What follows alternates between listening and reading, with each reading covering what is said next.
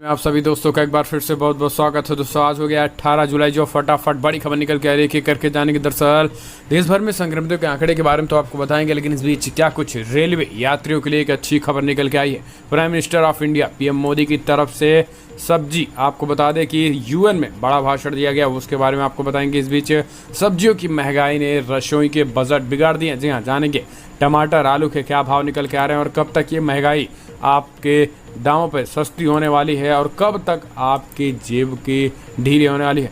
बिहार में क्या कुछ है, बिगड़ते हालात के बीच एक्शन में स्वास्थ्य मंत्रालय ने राजस्थान का हाईकोर्ट से गहलोत पायलट गुट को बेहद राहत मिल गई है। उसके बारे में आपको बताएंगे। ऑक्सफोर्ड में बन रही कोरोना वैक्सीन को लेकर, जी हाँ, इस कोरोना महामारी में वैक्सीन को लेकर कुछ एक अच्छी खबर निकल के आ रही। भारत ने भी इस पे ह्यूमन ट्रायल को लेकर ऐलान कर दिया गया है। तो सब कुछ जानेंगे। मध्य प्रदेश कांग्रेस को झटका फिर लगा है और वहाँ पर भी भारतीय जनता पार्टी में फिर से शामिल हो गए हैं विधायक, तो जानेंगे। लेकिन उससे पहले एक छोटा सा निवेदन, अगर आपने चैनल को तक सब्सक्राइब नहीं किया तो प्लीज़ सब्सक्राइब के लाल बटन दबाकर चैनल को सब्सक्राइब करें।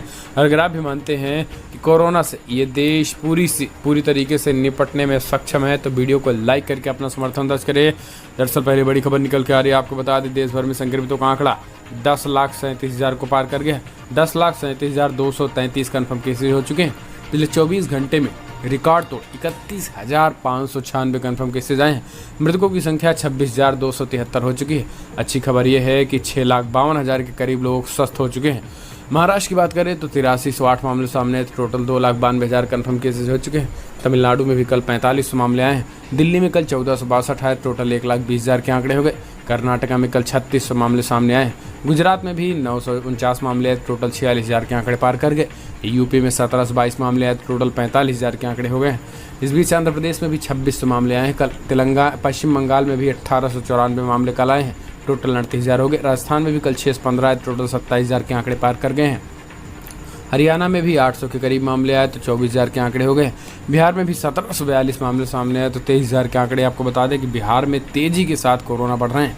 मध्य प्रदेश में भी 704 मामले आए, टोटल 21,000 आंकड़े पार कर गए। जबकि उड़ीसा में भी 718 आए, जम्मू कश्मीर में 600 कल 1 आए, 601। तो केरला में भी 791 मामले। तो ये राज्य दर राज्य आंकड़े।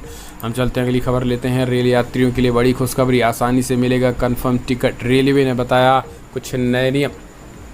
रेलवे बोर्ड के चेयरमैन विनोद कुमार यादव ने शुक्रवार को हुई प्रेस कॉन्फ्रेंस में कहा है कि अगले 3 से 4 में रेलवे पैसेंजर ट्रेन और फ्रेट ट्रेन को भी ऑन डिमांड चलाने में सक्षम होगा। इसका मतलब साफ है कि आम यात्रियों को ट्रेन में सफ़र करने के लिए वेटिंग टिकट की ज़रूरत नहीं होगी, जो जब चाहे तब आसानी से ट्रेन में सफ़र किया जा सकेगा। आपको बता दें कि विनोद कुमार यादव ने बताया है कि साल 2023 तक उत्तरी पूर्वी राज्यों को सभी राजधानियों के रेलवे नेटवर्क से जुड़ने की उम्मीद है। दिसंबर 2022 तक कटरा से बनिहाल तक अंतिम स्टेज भी पूरा होने की उम्मीद है। आपको बता दें कि रेल यात्रियों को दिल्ली मुंबई रूट पर सबसे पहले कंफर्म टिकट मिलेगी। इसको लेकर रेलवे ने पूरी तैयारी कर ली है। हम चलते हैं, अगली बड़ी खबर लेते हैं। सब्जियों की महंगाई ने रसोइयों का बजट बिगाड़ा, 1 महीने में दोगुना हो रहे हैं दाम।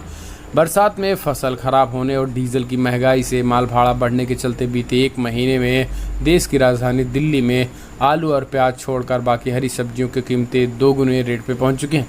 अन्य प्रमुख शहरों में भी सब्जियों और फलों के दामों में इजाफा हुआ है। इससे गृहिणियों की रसोई का बजट बिगड़ गया है।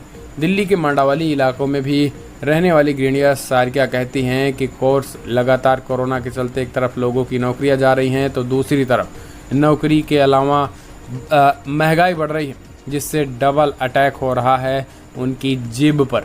और यही कारण है कि रसोइयाँ जब से महंगी हुई है तब से कई व्यंजन रसोइयों से गायब भी हो चले। हम चलते हैं, अगली बड़ी खबर। लेकिन सरकार का कहना है कि ये जल्द से जल्द नियंत्रित हो जाएगा। आपको बता दें कि अगली बड़ी खबर, कोरोना बिहार में बिगड़ते हालात पर एक्शन में स्वास्थ्य मंत्रालय जाएगी जल्द टीम। बिहार में कोरोना वायरस से संक्रमण की स्थिति लगातार बिगड़ती जा रही है। कोरोना संक्रमण के मामले हर दिन सैकड़ों की तादाद में सामने आ रहे हैं। हालात इतने खराब हो गए हैं कि कोरोना संक्रमितों का उपचार करते करते अब दर्जन भर डॉक्टर भी कोरोना संक्रमण की चपेट में आ चुके हैं। देश के कोरोना प्रभावित शीर्ष 10 राज्यों की सूची में शामिल हो चुके बिहार के संक्रमण के कारण उत्पन्न हालात को लेकर अब केंद्रीय स्वास्थ्य मंत्रालय एक्शन मोड में आ गई। बिहार में हालात का जायजा लेने के लिए मंत्रालय एक विशेष टीम भेजेगी। स्वास्थ्य एवं परिवार कल्याण मंत्रालय के आधिकारिक ट्विटर हैंडल से ट्वीट करके इस बात की जानकारी दी गई। चलते हैं अगली बड़ी खबर। राजस्थान हाईकोर्ट से पायलट गुट को बड़ी राहत, 21 जुलाई तक स्पीकर के नोटिस पर लगाई रोक। दरअसल राजस्थान हाईकोर्ट ने राजस्थान विधानसभा अध्यक्ष डॉक्टर सीपी जोशी के नोटिस पर 21 जुलाई तक रोक लगा दी है। विधानसभा स्पीकर सीपी जोशी ने बुधवार को कांग्रेस की शिकायत पर सचिन पायलट समेत 19 बागी विधायकों को नोटिस में पूछा गया कि पार्टी विरोधी गतिविधियों और कांग्रेस विधायकों को 2 बैठकों में शामिल नहीं होने पर उन्हें अयोग्य नहीं ठहराया जाएगा। इसके साथ ही उन्होंने कहा है कि मेंबर्स में 2 दिनों में जवाब अगर आप नहीं देते तो ये माना जाएगा कि कांग्रेस विधायक दल में आपने अपनी सदस्यता छोड़ रखी है और यही कारण है कि अब उन पर फिलहाल जिस तरीके से खास करके विधानसभा अध्यक्ष स्पीकर ने जो बातें कही थी उस पर हाई कोर्ट ने रोक लगाई। हम चलते हैं अगली बड़ी खबर। ऑक्सफोर्ड में बन रही कोरोना वैक्सीन के सफल होने का दावा। दुनिया भर के लोग कोरोना की वैक्सीन का बेसब्री से इंतजार कर रहे हैं। कई देश वैक्सीन बनाने की होड़ में है। इस बीच ब्रिटेन में एक बड़ी खबर निकल के आ रही है। ऑक्सफोर्ड यूनिवर्सिटी में चल रहे कोरोना वैक्सीन ट्रायल के शुरुआती नतीजे सफल बताए जा रहे हैं। ब्रिटेन की अखबार द टेलीग्राफ ने अपनी रिपोर्ट में कहा है कि ऑक्सफोर्ड यूनिवर्सिटी के जेएनआर इंस्टीट्यूट में कोरोना वैक्सीन का मानव परीक्षण सफल रहा है। इसके शुरुआती नतीजों में कोरोना से ग्रसित लोगों में वैक्सीन यानी एंटीबॉडी और टी बॉडी सेल्स बनाते हुए दिखे। सूत्रों के हवाले से द टेलीग्राफ ने बताया है कि कोरोना वैक्सीन के नतीजे पहले परीक्षण में सामने आए हैं। ब्रिटेन के कुछ वॉलंटियर्स पर वैक्सीन का परीक्षण किया गया था, जिसके बाद कुछ ही दिनों के अंदर वॉलंटियर्स के शरीर में एंटीबॉडी और टी बॉडी सेल्स बनते हुए भी दिखाई दिए थे। हम चलते हैं अगली खबर लेते हैं। 375 वॉलंटियर्स पर होगा कोरोना वैक्सीन का ह्यूमन ट्रायल। भारत बायोटेक बोली हमें गर्व है। भारत में भी तेजी से बढ़ते कोरोना मामले के बीच पहले कोरोना वैक्सीन की ह्यूमन ट्रायल की शुरुआत की जा चुकी है। वैक्सीन डेवलपमेंट करने वाली कंपनी भारत बायोटेक ने ट्रायल की शुरुआत करके खुशी जाहिर की। कंपनी ने कहा कि वैक्सीन के ह्यूमन ट्रायल क्लिनिकल ट्रायल के पहले फेज की शुरुआत की जा चुकी है। ये red miles double blind trial होगा। इसमें 375 वॉलंटियर हिस्सा ले रहे हैं। गौरतलब है कि इस ट्रायल को लेकर काफ़ी विवाद भी हो चुका है। दरअसल मेडिकल रिसर्च में भारत की अग्रणी संस्था आईसीएमआर ने भारत बायोटेक को भेजे एक आंतरिक पत्र में कहा था कि क्लिनिकल ट्रायल की प्रक्रिया को तेज किया जाए। इस लेटर में आईसीएमआर ने 15 अगस्त तक वैक्सीन न तैयार हो सकने की स्थिति में परिणाम भुगतने जैसी चेतावनी भी शामिल थी। भारत बायोटेक से कहा गया था कि वैक्सीन बनाने के काम को पहली प्राथमिकता पर रखा जाए, लेकिन आईसीएमआर द्वारा ऐसी डेडलाइन जारी किए जाने को लेकर कई एक्सपर्ट चिंता जाहिर की है। एक्सपर्ट का कहना है कि वैक्सीन बनाने का काम दबाव में नहीं पूरा किया जा सकता है, लेकिन फिलहाल भारत बायोटेक इसको खुशी जताई जिस तरीके से पहले फेज में ट्रायल सफल हुआ। चलते हैं अगली खबर। मध्य प्रदेश में कांग्रेस के एक और बड़ा झटका। विधायक सुमित्रा कासडेकर ने दिया इस्तीफा। मध्य प्रदेश में विधानसभा के रिक्त 25 सीटों के लिए चल रहे उपचुनाव की तैयारियों के बीच शुक्रवार को कांग्रेस के एक और बड़ा झटका लगा। पार्टी के नेपा नगर विधानसभा सीट से विधानसभा की सदस्यता से इस्तीफा दे दिया है। दरअसल आपको बता दें कि विधायक सुमित्रा कासडेकर माना जा रहा है कि ये सिंधिया समर्थक के तो नहीं हैं, लेकिन बीजेपी प्रो मानी जाती है और यही कारण है कि अब सरकार गिरने के बाद लोगों में ज़बरदस्त असंतोष है। फिलहाल हम चलते हैं अगली खबर लेते हैं। आपको बता दें कि कोरोना के दोबारा अटैक नहीं करने की कोई गारंटी नहीं, फिर से संक्रमित हो सकते हैं लोग। आपको बता दें कि दक्षिण कोरिया और चीन के बाद अब भारत में भी कोविड-19 मरीजों के रिकवर होने के बाद दोबारा संक्रमित होने के कुछ मामले सामने आए। इससे हफ्ते की शुरुआत में ही मोहाली हॉस्पिटल में छुट्टी दिए जा चुके 10 मरीजों को टेस्ट फिर से पॉजिटिव आ गया है। हिमाचल प्रदेश से भी एक ऐसे रिकवर्ड मरीज दोबारा पॉजिटिव पाए गए हैं। ऐसी रिपोर्ट में हाल ही में केरल में भी कुछ मरीजों में फिर से कोविड-19 के लक्षण पाए गए हैं। तो कैसे जिन रिकवर्ड मरीजों के खून में पर्याप्त एंटीबॉडी मानी जाती है दोबारा संक्रमित हो रहे हैं।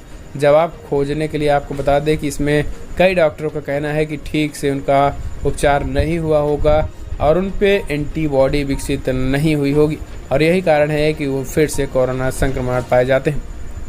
चलते हैं अगली बड़ी खबर लेते हैं। आपको बता दें कि बिग ब्रेकिंग निकल के आ रही है भदोही से। यूपी कांग्रेस अध्यक्ष अजय कुमार लल्लू समेत 100 लोगों के खिलाफ एफआईआर दर्ज।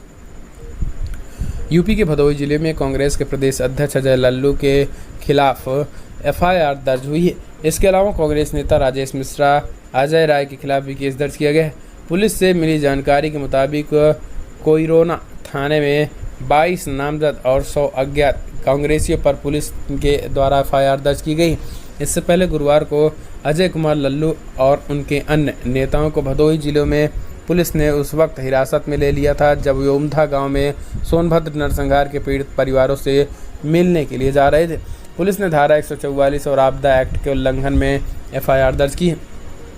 हम चलते हैं अगली बड़ी खबर लेते हैं। व्हाइट हाउस ने भी की तारीफ, बोला US के बाद भारत ने ही किए सबसे ज़्यादा कोरोना टेस्ट। व्हाइट हाउस ने शुक्रवार को कहा है कि कोरोना वायरस संक्रमण का पता लगाने के लिए सर्वाधिक लगभग 4.5 करोड़ नमूनों की जांच अमेरिका ने की। इसके बाद सर्वाधिक 1.5 करोड़ नमूनों की जांच भारत में हुई है। उधर अमेरिका में भारत के राजदूत तरनजीत सिंह संधू ने कहा कि भारत और अमेरिका कोरोना वायरस का मिलकर मुकाबला कर रहे हैं और साथ ही दोनों देश मिलकर कोविड-19 टीका को विकसित कर रहे हैं। उन्होंने कहा है कि स्वास्थ्य, जीवन विज्ञान और प्रौद्योगिकी के क्षेत्रों में दोनों देशों के बीच साझेदारी का लाभ पूरी दुनिया तक पहुंच रहा है। हम चलते हैं अगली बड़ी खबर लेते हैं। आपको बता दें कि यूपी सरकार ने सुप्रीम कोर्ट से कहा, पुलिसकर्मियों ने आत्मरक्षा में विकास दुबे पर चलाई गोली। दरअसल यूपी की योगी सरकार ने सुप्रीम कोर्ट को सूचित किया कि यूपी पुलिस गैंगस्टर विकास दुबे द्वारा जिस तरीके से भाग रहा था, उसके बाद पुलिस द्वारा जो गोलियां चलाई गई हों वो महज आत्मरक्षा में चलाई गई गोलियां। एक हलफनामे में यूपी सरकार ने कहा कि वर्तमान मामले के तथ्य हैदराबाद से घटी एक घटना में उभरे तथ्य पूरी तरीके से अलग है। राज्य सरकार ने 4 पॉइंट चार्ट के माध्यम से हैदराबाद मुठभेड़ मामले के बीच को अंतर को दर्शाया है।